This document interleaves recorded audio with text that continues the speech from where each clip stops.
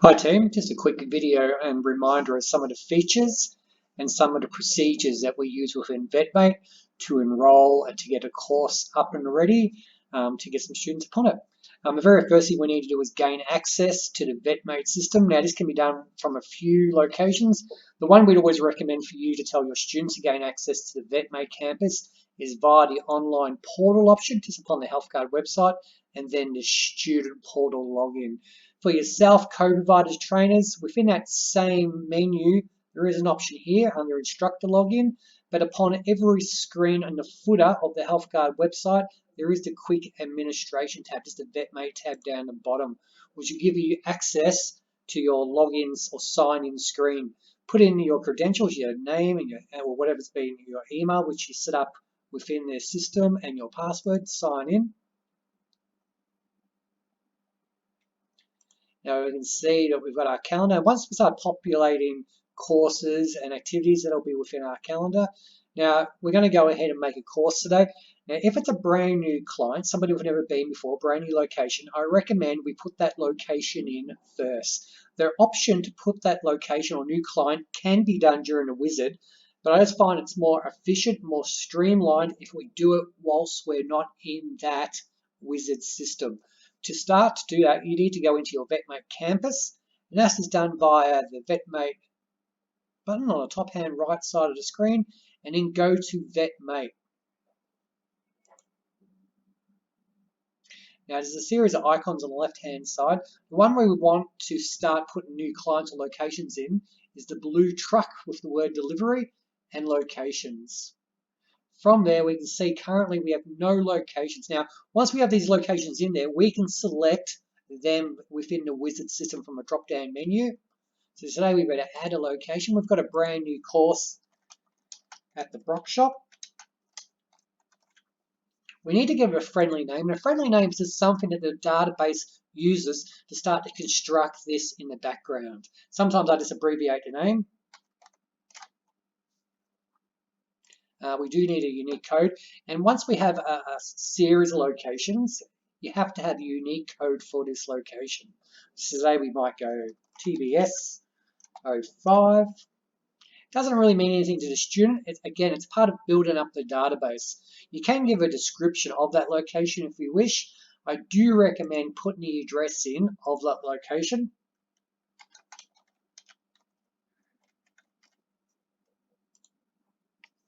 Just verify it's correct. Around the publishing map and objects and images, not really needed. Go down and add.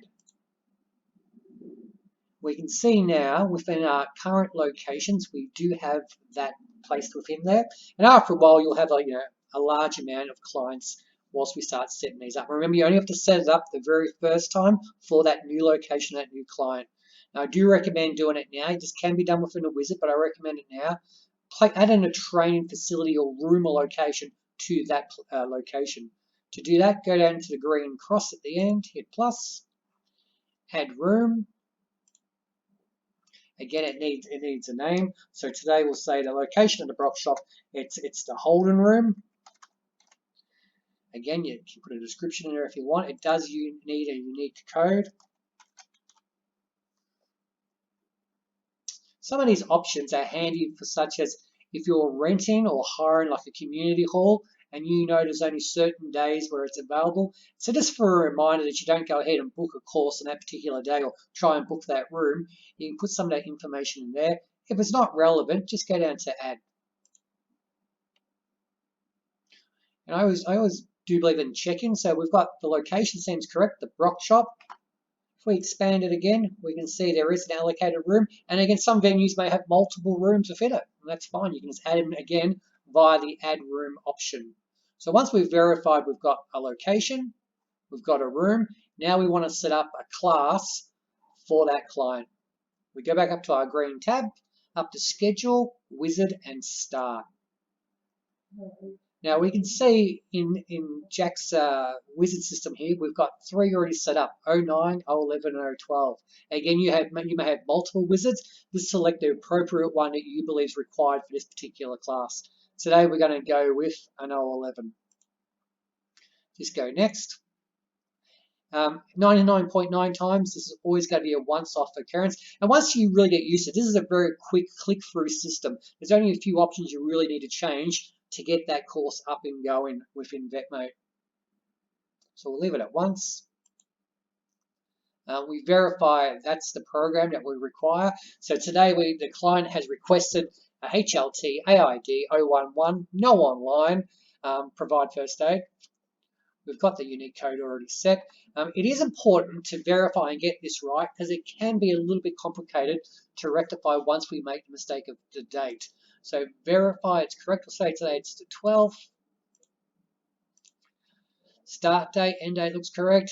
Remember, these wizards have been set previously, so if you don't need to change it, you don't have to.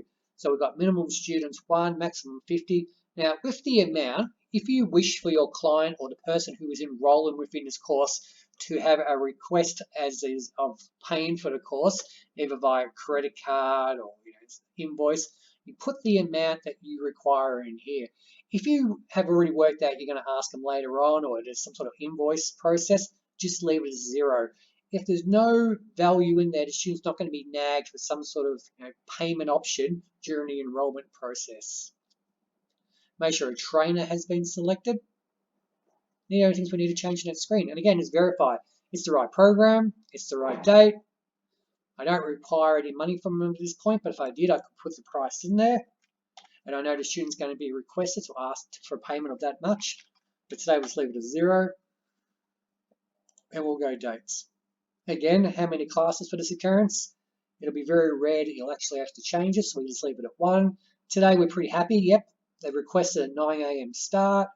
I can adjust that finish time if need be. Now, this is where life has been made easier previously by making that location. If we just drop down that option now, we can see that's the location we set up before. Obviously, over time, you're going to have multiple locations. As you start to type it in the field here, it has predictive text, and hopefully we'll find that location for you after a few letters have been put in. Next, we need to select a room for that location, within that location, for training to occur. And there's the holder room, as we set up earlier. Because it's HLT AID 011, we know they automatically get a few of the other competencies. So we can see, and just always verify it's correct. So yep, 011 unit, 010, 09, all are in there. And they will be the units displayed upon the certificate of when completed. And you can see once you get used to the system, it's a very quick click through wizard process. You don't have to change too much information within it. Again, if we required the learner or the client to pay whilst enrolling, we'd verify the correct prices in there. Remember, if you have put a price back on option 1, the cost of price has to be the same here, or it will cause confusion within the system. But today, we know afterwards we're going to invoice the client, so I'll leave it as 0. We don't need to adjust, there's no discounts, we're not going to adjust the pricing for any time, so we'll just leave it as no. Now, we don't have to save this data for this occurrence or class to be made. If we do the yes option here, that'll save it under the wizard, and that wizard will be the Brock Shop, HLT AID 011. And after a while, you'll find you'll have so many wizards, very hard to stay on top of. So we really do recommend just keep the wizards you're going to use regularly, and just hit no to save that occurrence. It will still make the course, but it's not going to save it as a selected wizard later on in your list. Now we can see all the information. Hopefully that's all gone through right. And to double check, just go back to your dashboard. Let's go to the button view, and we can now see that course has been created upon our Vetmate system. I always do recommend just clicking on that calendar entry and verifying all the information is correct. Before we send out any invites placed upon any calendars, just make sure all the information on here is correct. So we can see the program name is correct, we can see the location is correct, the trainer is correct, there's the right room we selected, the date, I'm just going to double check that, yep, that's the date as requested by the client, start time, finish time, and once the student fulfills all the requirements, these will be the units which will be upon the certificate. Quite often we see sometimes people make errors with the wizards, and that no units are in there, you won't be able to sign off that class. So this is the initial screen. You really need to verify that everything looks correct. If it does, that occurrence is created, and you're ready to send it out to your client or student to get them enrolled. Thanks for listening.